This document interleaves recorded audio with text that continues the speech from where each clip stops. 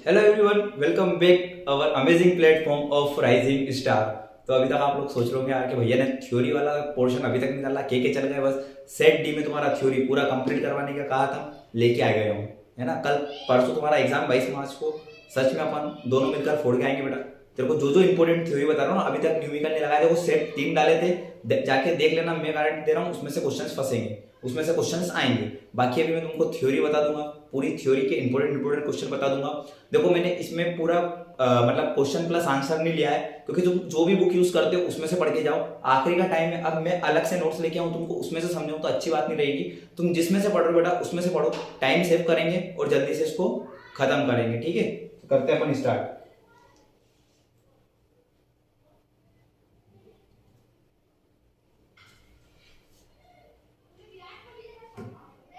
देखो most important theory question है subject account, है ना, अपने द्वारा निकाले गए हैं। मैं कह रहा हूँ 100% इसमें से आने के चांसेस है। सबसे पहले चैप्टर, फर्स्ट चैप्टर में से देख लो क्या क्या आ रहा है। फर्स्ट चैप्टर में से थ्योरी का आएगा what do you mean bye partnership. Second क्या आएगा बेटा, what do you mean bye partnership did. Partnership क्या होता है, पार्टनरशिप डिड क्या होता है, तुम्हें पता होगा। पार्टनरशिप डिड यानी एग्रीमेंट एक साइन होता है। और पार्टनरशिप के मीनिंग में क्या लिख के आना मैं बता देता हूँ अभी तेरे को बेटा। पार्टनरशिप के मीनिंग में जो इंडियन पार्टनरशिप अकॉर्डिंग 1932 है ना, वो लिख के आना है यहाँ पर। और मैं वो ऐसे भी आ सकता है, क्वेश्चन में लिखना भूल गया हूँ, what do you mean by Indian partnership act 1932 act, तो उसकी डेफिनेशन ही लिखना है अपने को, है ना, अपने को चेंज नहीं करना है। 2 मिनट यार इसमें, चलो नेक्स्ट क्वेश्चन देखते हैं। नेक्स्ट क्वेश्चन क्या कह रहा है बेटा, write the general rules in the applicable of absence of partnership deed. General rules हो या कोई से भी रूल्स हो, तेरे को लिखना है कौन कौन से होते हैं जब अपन पार्टनरशिप डेट नहीं बनाते हैं। तो इंटरेस्ट ऑन लोन, है ना, फिर उसके बाद अपना हो जाएगा प्रॉफिट शेयरिंग रेशियो इक्वली। तो जितने भी रूल्स है ना वो सब इसमें लिख के आना है। और लोन कितने परसेंट देते हैं अपन, 6% देते हैं, कहीं पे, इंटरेस्ट ऑन लोन पे, ठीक है। चलो आगे बढ़ते हैं। फिर कौन सा है, हु बिकम है पार्टनर ऑफ द फर्म, तो ये भी इंपॉर्टेंट है। सेकंड है what do you mean bye P&L appropriation. देखो स्क्रीनशॉट ले लेना, कुछ भी कर लेना, पर ये क्वेश्चंस पढ़ के अच्छे तरीके से जाना। फिर difference between fixed assets and flexing capital, sorry, fixed और फ्लेक्सिंग में डिफरेंस बताना है। 7वें नंबर पे आता है what the are the calculating of IOD. IOD कौन कौन सी मेथड से कैलकुलेट करते हैं। इसमें 2 क्वेश्चन मैं बता रहा हूं, वो रेड कर लेना, कौन कौन से, what do you mean by partner और what do you mean by firm. ये भी आने के चांसेस है, इसमें मैंने लिखे नहीं पर मैंने तुमको मुझसे बोल दिए। ये 7 क्वेश्चन कर लेना, 8-9 क्वेश्चन इस चैप्टर के बाहर से कुछ भी नहीं आएगा, इस बात की गारंटी दे रहा हूं। जाके आज वीडियो आ जाएगा, रात को लेट डल रहा है मेरे को पता है, 7 बजे का टाइम था पर अपना वो डल नहीं पाया कुछ रीजंस के कारण, पर अब डल जाएगा तुमको। तो रात को इसको और कल दिन में पूरा अपने पास इन थ्योरी उनके क्वेश्चन को अच्छी तरीके से पढ़ के जाना। और तुम जो प्यार करो ना, कमेंट में आ रहा है भैया वो सेट डी लाके दे दो, सेट डी लेके आओ, उसके लिए तो थैंक यू सो मच यार, मतलब बहुत सारा अच्छा लग रहा है कि यार बच्चे अवेयर है। चलो अगला क्वेश्चन देखो, what do you mean by reconstitution of partnership firm. फिर condition of reconstitution of partnership firm. फिर difference between sacrifice and gaining ratio. Write the characteristics of goodwill. फिर what the causes of organic goodwill. फिर what the types of goodwill. फिर difference between normal profit और super profit. फिर state the method of calculating goodwill, के goodwill कैसे calculate करी जाती है। इसमें what do you mean by normal profit भी आ सकता है 1 वर्ड में, ठीक है। याद रखना है कुछ क्वेश्चन जो मैं बता रहा हूँ। What do you mean bye वो भी आ सकता है, क्या कहते हैं अपना नॉर्मल प्रॉफिट कैसे निकालते हैं। देखो हर चैप्टर के 7-8 क्वेश्चन है, बस इनको पढ़ लेना, पॉइंट पढ़ना, अंदर सब कुछ मन से मटेरियल लिख सकते हो तुम, है ना, बस कॉन्सेप्ट बेस होना चाहिए वो, ठीक है ना। चलो आगे बढ़ते हैं। ये है थर्ड चैप्टर के बाद 4 क्वेश्चन है। नीड्स ऑफ न्यू पार्टनर और कंडीशन ऑफ न्यू पार्टनर दोनों टाइप से आ सकता है। Right the measure of rights of new partner के क्या क्या राइट्स है मेजर के। Treatment of revolution at the time of admission, क्या रिवोल्यूशन का ट्रीटमेंट किया जाता है। फिर what do you mean bye revolution account, के रिवोल्यूशन अकाउंट कैसे बनाते हैं बेटा, ठीक है ना। फिर आ गया 4th चैप्टर में कोसेस रिटायरमेंट के, रीजन रिटायरमेंट के आएगा, गारंटी है मेरी इस क्वेश्चन की, करके जाना अच्छी तरीके से। क्या क्या हो सकता है, ओल्ड एज हो जाए वो, है ना, या उसके पास कैपिटल नहीं रहे बेटा, या फिर उसके पास क्या कहते हैं फर्म में आगे उसकी पार्टनरशिप अच्छे से नहीं चल रही, उनकी लड़ाई झगड़े हो गए हो, तो बहुत सारे कारण हो सकते हैं। तुम्हारी कोई सी भी बुक में दे रखे हो, जो बुक में तेरे को पढ़ना उस बुक से पढ़ के जा, राठी हो बीके कुमावत हो, पर पढ़ के जाना ये क्वेश्चंस, ठीक है ना। स्क्रीनशॉट लेते चलो, और पीडीएफ चाहिए तो मैं नीचे मेंशन कर दूंगा, उस नंबर पे मैसेज कर देना है, सारे नंबर तुमको मिल जाएगा, ठीक है ना। फिर आगे बढ़ते हैं अपन, क्या है आगे, write the note on explanation of partners, ये भी आने के चांसेस बहुत ज्यादा है ना, write the note of explanation of the partner. फिर उसके बाद क्या है, name the method to making a payment of the balance the amount of the due of retiring partner, ये अगले साल आया था, पिछले साल आने के चांसेस बहुत ज्यादा है, इस बार भी करना। क्या क्या रिटायरमेंट के टाइम पे अपन किस तरीके से पेमेंट करते हैं। अब ये लास्ट चैप्टर का देख लो जल्दी से, क्या है what, sixth chapter, sorry last chapter नहीं, फिफ्थ चैप्टर जो है अपना इंडियन पार्टनरशिप पे है ना, पार्टनरशिप जो खत्म होने वाली है तुम्हारी यहाँ पर, रिटायरमेंट के क्वेश्चन है, डिसोल्यूशन के क्वेश्चन है। क्या क्या क्वेश्चन है डिसोल्यूशन के, what do you mean bye dissolution of partnership firm, के डिसोल्यूशन मतलब पार्टनरशिप फर्म डिसोल्यूट कब होती है उसका मीनिंग लिखना है, डिफरेंस बिटवीन डिसोल्यूशन फर्म और डिसोल्यूशन ऑफ पार्टनरशिप, ये भी तेरे को लिख के आना बेटा, अच्छा तरीके से करके जाना है, क्वेश्चन बहुत आईएमपी है, ठीक है ना। अगले आते हैं अपने, discuss the types of method of dissolution of firm. अब भैया इसमें क्या करना है, ये जो तेरे को पॉइंट्स दे रखे हैं बेटा, ये तेरे को दो दो नंबर में देखने को मिलेंगे, कितने में, दो दो नंबर में, ये बहुत इंपॉर्टेंट है, इनको दो दो नंबर में कैसे मिलेगा, right about the dissolution of agreement, explain the statement of dissolution by agreement, explain the statement by compulsory dissolution, तो इस तरीके से तेरे को देखने को मिलेंगे क्वेश्चन, तो चार ही अच्छी तरीके से पढ़ के जाना। फिर उसके बाद क्या है, what do you mean by realisation account, के रियलाइजेशन अकाउंट कैसे बनाया जाता है, और difference between realisation and revaluation, के डिफरेंस बताना है रियलाइजेशन का और रिवलाइजेशन का। अब एक और क्वेश्चन मैं बता देता हूं इसमें जो आएगा, मैं जो बोल रहा हूं ना वो लिखते चलो तुम, क्या है क्वेश्चन भैया कौन सा आएगा जल्दी बता दो। तो मैं बोल रहा हूं question, which accounts are open when, which account are open on the realisation account, ठीक है ना, कौन कौन से अकाउंट होते हैं डिसोल्यूशन ऑफ पार्टनरशिप फर्म, ठीक है ना, कौन कौन से अकाउंट होते हैं डिसोल्यूशन ऑफ पार्टनरशिप फर्म, ये क्वेश्चन बेटा है ना। तो ये कुछ इंपॉर्टेंट क्वेश्चन थे काय के, पार्टनरशिप के। इसकी पीडीएफ चाहिए तो मैं कह रहा हूं कमेंट में बस हाई लिख दो या फिर प्लीज सेंड पीडीएफ लिख दो, मैं व्हाट्सएप नंबर डाल दूंगा, सब बच्चों के पास पीडीएफ पहुंचेगी। मैं कह रहा हूं अभी तक कुछ नहीं पढ़ा है ना, तो ये थ्योरेटिकली सब्जेक्ट है बेटा, मतलब न्यूमेरिकल प्लस थ्योरी है, तो थ्योरी पढ़ के जाओ, थ्योरी से क्या होगा ना तुमको, अब मैं नहीं कहूंगा कि इन वक्त पे कोई से बच्चे से कि भाई न्यूमेरिकल देख, अब वो टाइम तेरे पास नहीं है, 3 सेट डाल रखे हैं, वो एक बार 2x की स्पीड पर देख जा, अगर तेरी पहले से प्रैक्टिस है, नहीं है तो बस पहला सेट देख जा, तो उसमें थोड़े मैंने इंपॉर्टेंट क्वेश्चन बता रखे और एक सेकंड सेट देख जा, बाकी फोर्थ वाला सेट ये वाला चीज देख जा, ये सब पढ़ के चल जा, 1 नंबर जाने वाला पेपर, गारंटी मेरी है इस बात की, ठीक है ना। ये अपना क्या था, पूरा अपना पार्टनरशिप इसमें खत्म करवा दिए मैंने, ठीक है ना। पार्टनरशिप के जो शुरू के तुमको डर था ना, ये पीडीएफ चाहिए तो मेरे को नीचे मैसेज कर देना कि भैया पीडीएफ सेंड कर दो या फिर नंबर वगैरह, तो बिल्कुल करवाऊंगा, पीडीएफ बिल्कुल सेंड करूंगा एक बच्चों को, ठीक है ना।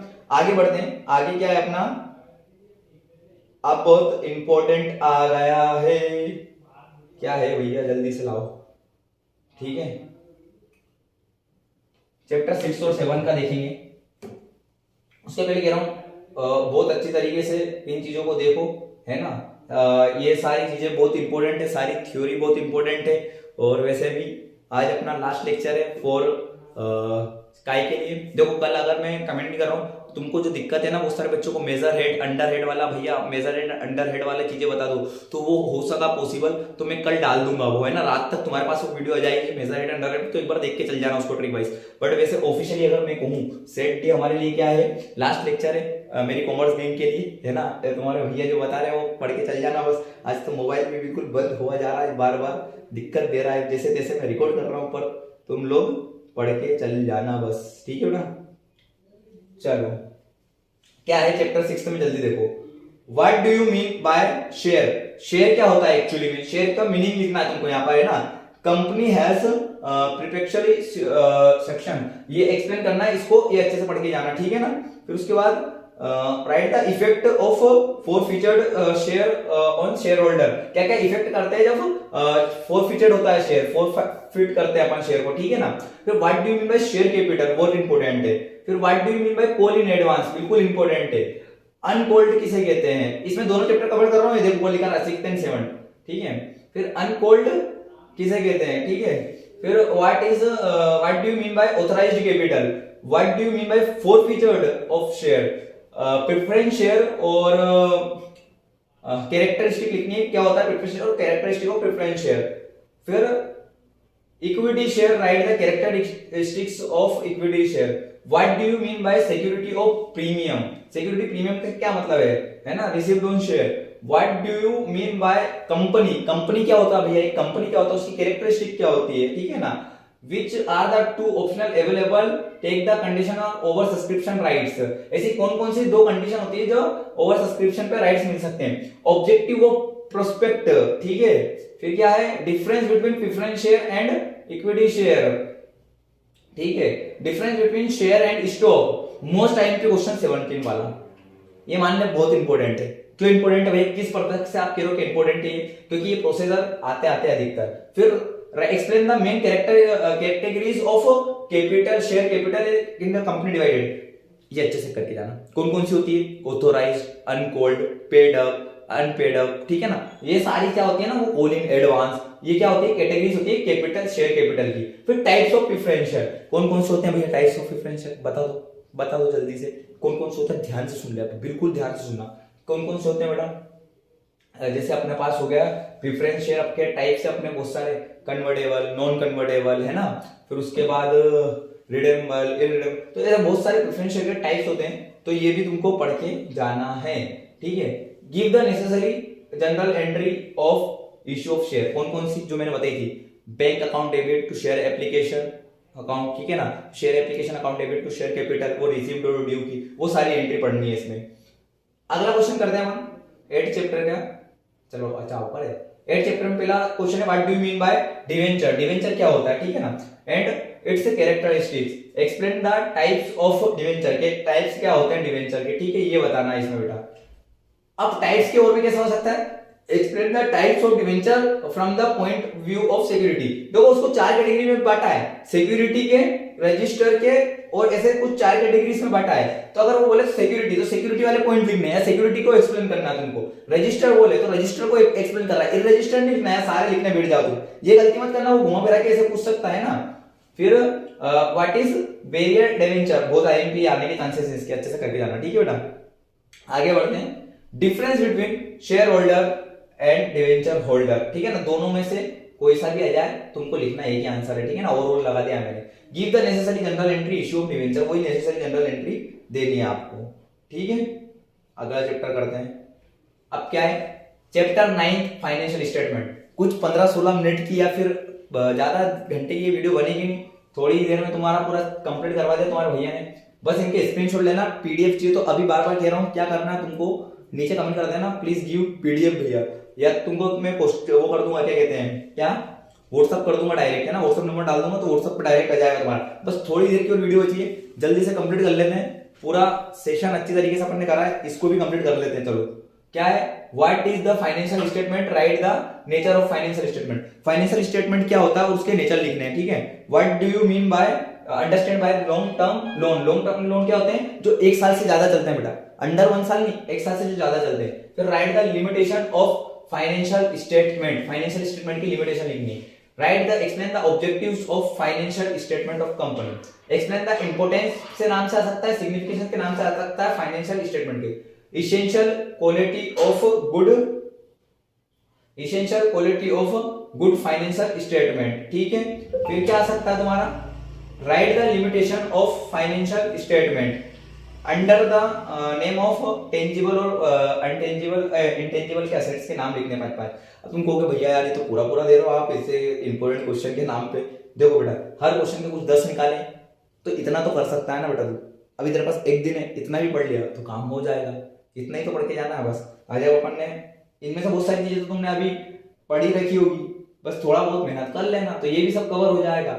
अब फाइनेंशियल स्टेटमेंट अलग होता है और एनालाइसिस फाइनेंशियल स्टेटमेंट अलग होता है। Meaning of analysis financial statement, फिर टेक्निक्स या different tools of financial, limitation of financial analysis, what is financial analysis, explain the objectives of financial analysis, explain the importance और signification of financial analysis, accounting ratio, ठीक है। ये accounting ratio का चालू हो गया बेटा, इसमें मिक्स है शायद, है ना, मिक्स दे रखा है। फिर what is what do you mean by gross profit ratio, what is quick ratio, how should we find out to COGS, COGS यानी cost of goods sold, ठीक है। what do you understand by long term loan, वही जो अभी पढ़ा था, आ सकता है क्वेश्चन, अच्छे से करके जाना। what the advantage and uses of accounting ratio, what is current ratio, how to calculate it, ठीक है ना। फिर नेट प्रॉफिट रेशियो क्या होता है, objective of accounting ratio, explain the types and classification of the ratio, limitation of accounting ratio and ratio analysis, ठीक है ना। फिर कैश फ्लो स्टेटमेंट क्या होता है, आखिरी चैप्टर है, बस जल्दी से कर लेते हैं इसको भी। What do you mean by cash equivalent, बहुत इंपॉर्टेंट क्वेश्चन है। फिर what is cash flow statement, फिर write the objects of cash flow statement, mention the item in the source of cash flow statement, write down the items of uses of cash, uses in cash and cash flow statement, write the major uses of cash flow, preparation of cash flow statement, ठीक है ना। Explain the operating activities, operating activities करनी है। फिर explain the different between cash flow and budget का difference लिखना है इसमें, कैश बजट का। इंपॉर्टेंस, इंपॉर्टेंस बेनिफिट या इंपॉर्टेंस बेनिफिट ऑब्जेक्टिव एडवांटेज, कुछ भी आए तो क्या लिखना है, तो कैश फ्लो स्टेटमेंट के बारे में लिखना है। एक याद कर लेना तो 4 चीज लिख देगा बेटा। फिर क्या लिखना है, explain the major cash flow and outflow for financial activity, explain the major cash plan and outflow investment activity, investment activity के लिखने फिर, है ना। फिर write the difference between cash flow and fund flow statement, ठीक है बेटा। तो ये कुछ इंपॉर्टेंट थ्योरीज थी जो तेरे को अच्छी तरीके से करना है, ठीक है। इसको पूरा अच्छे तरीके से कवर कर लेना।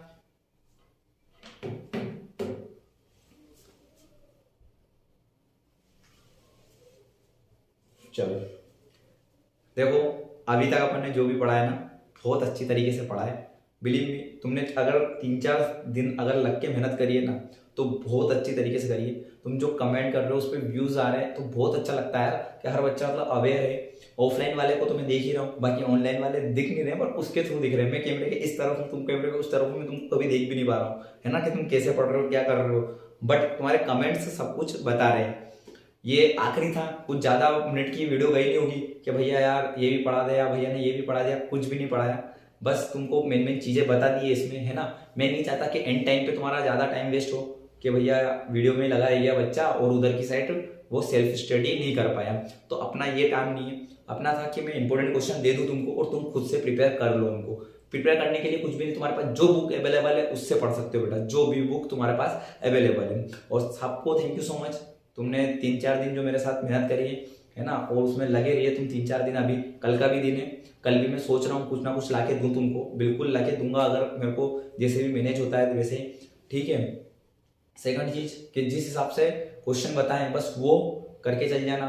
और एक बात बहुत अच्छी लगती है कि भाई अगर मैं यहाँ पर कुछ गलती कर देता हूँ तो तुम कमेंट सेक्शन में वो सुधार देते हो, तो इट इज वेरी इंपॉर्टेंट चीज फॉर मी कि तुम लोग मेरे को बता रहे हो कि हाँ भैया यहाँ पर गलती हो गई। मैं मतलब तुम मेरे छोटे भाई बहन हो, तुम जो भी बताते हो तो मेरे को उससे सीख मिलती है कि अच्छा हाँ यहाँ पर गलती गई थी तो अब अपने को नहीं करना है वो, तो बहुत अच्छा लगता है।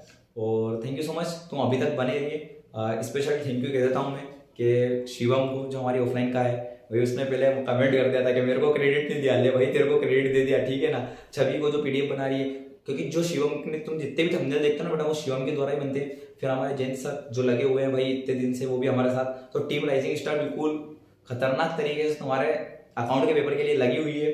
और अभी ऐसा नहीं कह रहा हूँ कि अभी जा ही रहा हूँ परमानेंट ऐसा, बट हाँ एक तरीके से कह सकते हो कल आ गया तो आ गया लेक्चर, बट ऑफिशियली मैं कह सकता हूँ कि ये मेरा 2024-25 का शायद जो हमारा कॉमर्स गैंग है उस बैच का लास्ट लेक्चर है। बहुत अच्छा लगा पूरे साल भर। अभी मैं तुमको ऑल द बेस्ट कहने आऊंगा, टेंशन मत लो, ऑल द बेस्ट कहने आऊंगा। मैं 21 तारीख को कल शाम को आ रहा हूँ तुम्हारे पास ऑल द बेस्ट कहने। हो सका तो मेजर हेड और सब हेड के लिए भी वीडियो पार्टिकुलर बना दूंगा। इसको ये मत सोचना कि यार भैया ने आया बस क्वेश्चन बोल के चल गए। बेटा सीरियसली कह रहा हूँ, विदाउट टाइम वेस्ट तुम क्या करो, उनके स्क्रीनशॉट लो और उनको पढ़ो, क्योंकि वहाँ मैं समझा दूंगा, ठीक है अच्छी बात है, बट तुम जो पढ़ के जाओगे वो ज्यादा तुम्हारे लिए यूजफुल रहेगा उस टाइम पे, है ना। हर यूट्यूब टीचर की रिस्पेक्ट करो, क्योंकि जो भी पढ़ा रहा है भाई एंड टाइम पे बहुत मेहनत लग रही है कंटेंट्स बनाने में। थैंक यू सो मच, है ना। बाय बाय, मिलेंगे अभी कल जब मैं ऑल द बेस्ट के लिए भी आऊंगा तुम्हारे लिए स्पेशल एक वीडियो लेके। चलो थैंक यू सो मच, बने रहना, है ना।